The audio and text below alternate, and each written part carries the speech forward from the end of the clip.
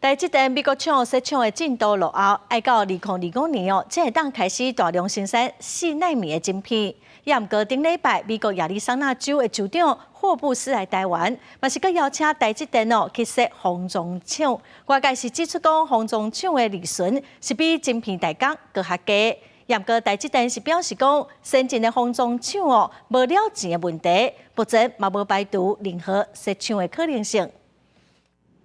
台积电到美国亚利桑那州设厂，除了涉犯伫美国的晶片法，也个麻烦的找人的问题，因甲当地工会一直无法度达成共识。正当台积电进退两难的时阵，顶礼拜美国亚利桑那州的州长霍布斯来台湾，邀请台积电到当地设先进的封装厂，对台积电美国厂搁投一个震撼弹。在美国现在目前提出这样的一个条件之后，那么。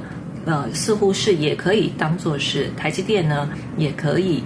跟美国来进行协商谈判，解决目前所遇到的劳工的一些问题。回看台积电美国厂，正是伫去年8月初，美国政府伫咧送晶片法案了，互台积电设新厂。同年的12月，台积电也搁办第一批机器到厂典礼。今年7月，台积电宣布4奈米量产的时间延到2025年。8月，先是亚利桑那州当地工会反对台积电引入新水机外劳，所以连美国工会也要求众议员阻挡台积电员工到美国的工作签证。工会亚利桑那州的州长霍布斯承诺讲，会确保台积电所需要的技术能力。不过专家认为，台积电美国厂原本获利的空间就无大，再加上设封装厂利润是更加低，财务压力会真大。整个的一个毛利率大概就已经接近0到5个百分点，如果再加上营业费用的话，其实亚利桑那州的先进封测就一定是赔钱的状况。所以台积电真的要将